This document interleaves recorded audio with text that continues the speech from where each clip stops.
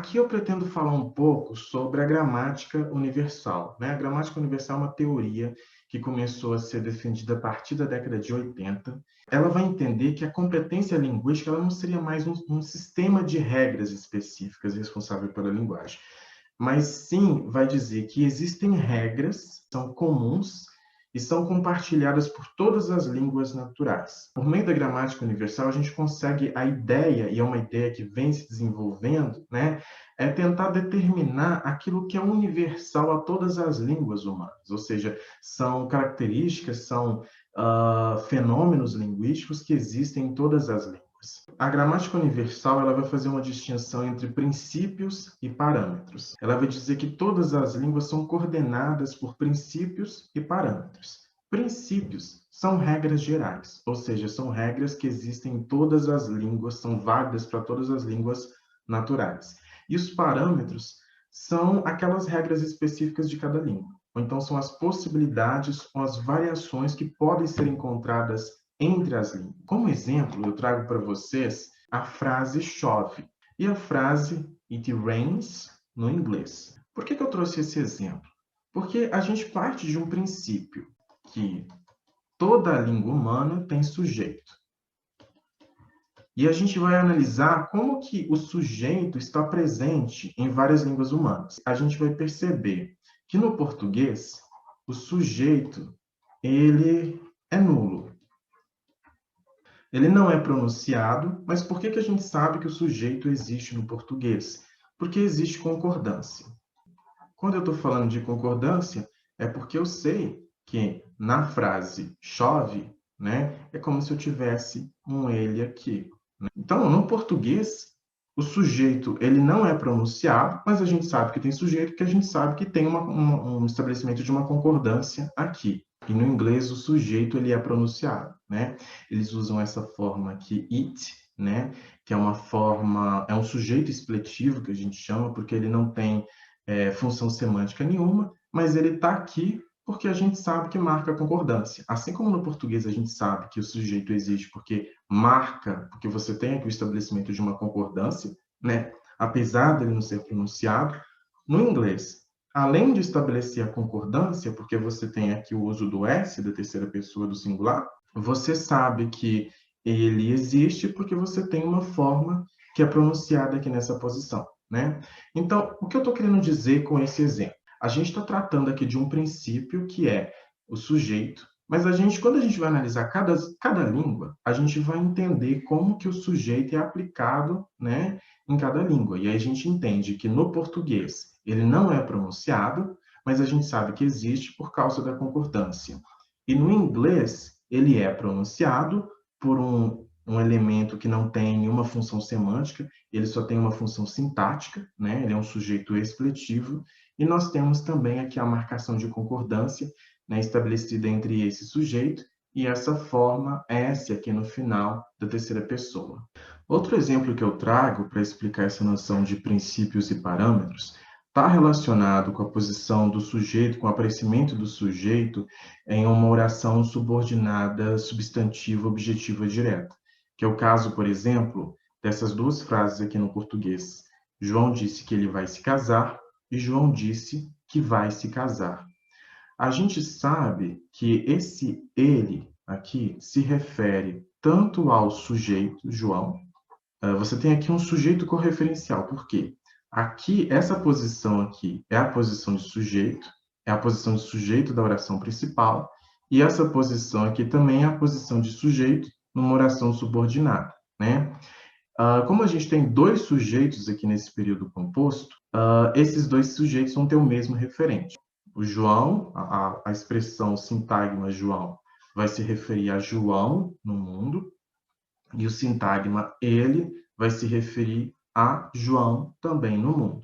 Do contrário, a gente pode também fazer uma outra leitura dessa frase, né? Entender que o ele aqui está se referindo a outra pessoa, né? Então, o ele, né, pode se referir a João, ou então pode se referir a outra pessoa. A gente faz essas duas leituras da frase, né? Mas aqui tomando apenas a situação em que o ele se refere a João, estabelece aqui uma relação de correferência com esse sujeito, e vamos comparar com a segunda frase. João diz que vai se casar. Quando a gente pega essa segunda frase, a gente sabe que aqui tem um elemento, esse elemento está oculto. Por que a gente sabe que aqui tem um elemento? Por causa da concordância do verbo, né? Essa marcação de número pessoa aqui no verbo. E aí, o que acontece? No português, a gente tem essas duas possibilidades, mas isso é diferente do inglês. No inglês, a gente só vai ter a primeira possibilidade. John said that he's going to get married. Só essa frase aqui que é gramatical. Essa frase aqui é agramatical. Lembrando que o uso do asterisco antes de uma sentença é para dizer que essa sentença ela é agramatical. Para o inglês soa estranho você não pronunciar alguma coisa aqui nessa posição. A existência de sujeitos nas sentenças é um princípio de gramática universal, ou seja, todas as línguas humanas têm sujeito. Mas a possibilidade de deixá-los nulos nas frases é um parâmetro da GU, pois línguas como o português se caracterizam como mais sujeito nulo, ou seja, apresentam sujeito nulo, é permitido. Essa propriedade aqui da existência do sujeito nulo é licenciada no português brasileiro, enquanto línguas como o inglês são menos sujeito nulo, ou seja, não licenciam frases, né, como essa aqui que a gente viu, onde que o sujeito não é pronunciado. Então, qual o papel do gerativismo? Explicar o funcionamento da linguagem na mente das pessoas. A gente pode dizer que um gerativista, né, quando ele observa fatos das línguas naturais, ele costuma fazer perguntas como: o que há em comum entre todas as línguas humanas e de que maneira elas se diferem entre si? Em que consiste o conhecimento que o indivíduo possui quando é capaz de falar e compreender uma língua? Esse conhecimento está onde? Né? Esse conhecimento ele está fora do indivíduo? Ele está dentro do indivíduo? Esse conhecimento faz parte de um gene? Como o indivíduo adquire esse conhecimento? Como que o indivíduo adquire a linguagem? Será que ele já tem uma capacidade inata para a linguagem, que é o que o gerativismo defende? Ele tem uma capacidade inata, mas como que ele começa a desenvolver? Como que ele começa a falar? Como que a gente consegue compreender frases? Da onde que surge essa nossa capacidade? De que maneira esse conhecimento é posto em uso pelo indivíduo? Quais são as sustentações físicas presentes no cérebro-mente que esse conhecimento recebe, né? Ou seja, o que existe no cérebro que faz com que a gente aprenda uma língua e faz com que a gente se comunique por meio de uma língua? Qual que é a região do cérebro responsável pela linguagem? E essas aqui são uma das perguntas que um gerativista faz. Outro entendimento que o gerativismo tem é a ideia de modularidade da mente. O gerativismo ele defende uma ideia que diz, né, que a mente ela é modular.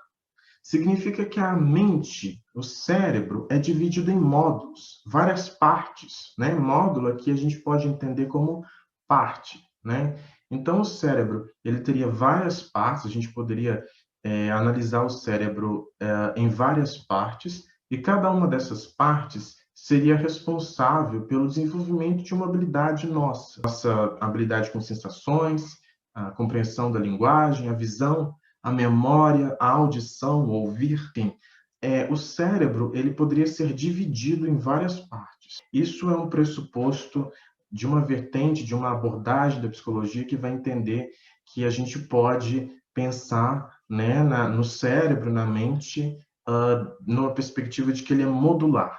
E a partir dessa visão, né, a gente vai ter uma separação de pontos de vistas de pessoas que vão defender a hipótese localista e pessoas que vão defender a hipótese conexionista. Quem defende a hipótese localista entende que essas partes do cérebro, da mente, elas são autônomas, elas são independentes. Ou seja, cada uma faz o seu trabalho, né? Você tem essas operações acontecendo a todo momento no nosso cérebro, e essas operações elas não se comunicam entre si, elas são separadas. É como se o cérebro fosse setorizado, né? Cada setor é responsável por uma função mental e cada setor age, né? Opera em prol de uma função separadamente, de forma independente.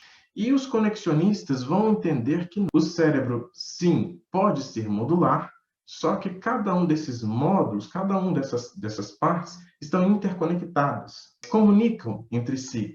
E aqui é interessante a gente entender o seguinte, que dentro do módulo da compreensão da linguagem, a gente vai ter vários outros módulos, como, por exemplo, o módulo da sintaxe, o módulo da semântica, o módulo responsável pelo componente morfológico, pelo componente fonológico. Então, assim, o cérebro é tudo modular, né?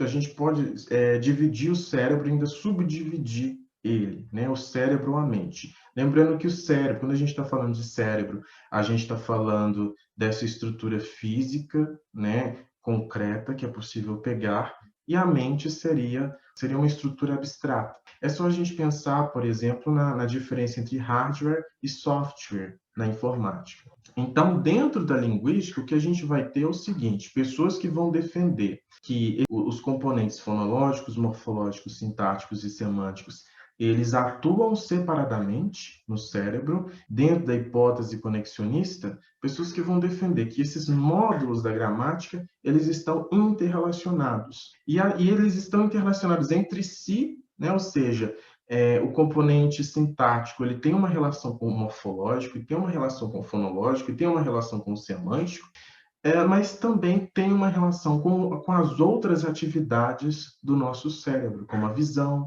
a audição, as habilidades motoras, as emoções, né? Principalmente a partir dos estudos da linguística cognitiva, a gente vai ter essa perspectiva, essa visão de que o componente responsável pela linguagem, ele é todo interrelacionado, né? Esses módulos, eles todos interagem entre si, e não só entre si, mas com todas as outras atividades mentais. O interessante é que o gerativismo ele introduz nos estudos linguísticos a noção de cognição. Né? Cognição está relacionado com essas atividades mentais. Outra distinção muito interessante atrelada ao gerativismo é a distinção entre competência e desempenho. A competência linguística vai ser exatamente a gramática, esse conjunto de regras que nós temos, essa predisposição inata que nós temos para a linguagem. Né? Seria esse conhecimento inconsciente que o falante possui das regras da sua língua, a habilidade de reconhecer o que é gramatical ou agramatical na sua língua. Então, em resumo, a competência linguística seriam as regras, né? E a partir dessas regras você consegue identificar o que é gramatical e agramatical na sua língua. E o desempenho seria o uso concreto da língua, né? Quando você tem ali uma frase que é pronunciada, a frase pronunciada vai ser o desempenho, enquanto que as regras que aquele falante tem para poder construir aquela frase vai ser a competência linguística. E o objeto de estudo da gramática gerativa vai ser a competência e não o desempenho. Classicamente, o interesse central das pesquisas gerativistas recai na competência linguística dos falantes, muito embora só se possa ter acesso a ela através do desempenho. Pois é essa competência, essas regras, essa capacidade que nós seres humanos temos com a linguagem, é que torna o indivíduo capaz de falar e compreender uma língua. A competência é relevante, né, como estudo da sintaxe, porque o desempenho, né, envolve outras habilidades mentais, que não são linguísticas, inclusive, como a atenção, a memória, a emoção, o nível de estresse, conhecimento de mundo, etc.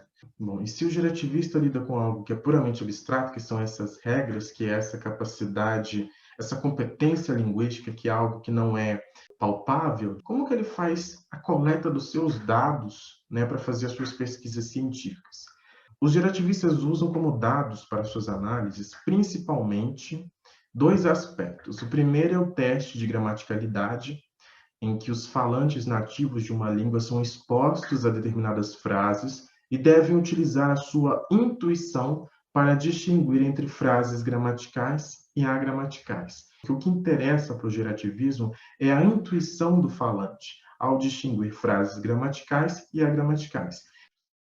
Outro dado que é utilizado pelo linguista gerativista é a sua própria intuição, né? A intuição do próprio linguista, já que o linguista também é um falante nativo da sua própria língua. Se você tem dúvidas sobre se um determinado fenômeno existe ou não na sua língua, né, você começa a refletir sobre a sua língua materna, você começa a buscar mesmo na sua mente exemplos. Por que essa ideia é válida dentro dos estudos gerativistas, né? Porque a gente está falando da intuição do falante. O linguista ele é falante de uma língua, de uma determinada língua, ele é falante nativo de uma língua, né? A partir do momento que a gente está falando da intuição do ser humano sobre os usos, né, gramaticais e agramaticais da linguagem, né, o próprio cientista ele pode fazer essa reflexão a respeito do que é gramatical e agramatical para ele. Mas, como eu bem disse, essa visão de que o próprio linguista poderia se basear na sua intuição para poder atestar hipóteses se uma determinada estrutura linguística é gramatical ou agramatical na sua língua, isso é uma visão que hoje ela é muito questionada e eu acredito que as pesquisas, né, dentro dessa perspectiva não se pautam mais ou não se pautam tanto mais dentro dessa concepção.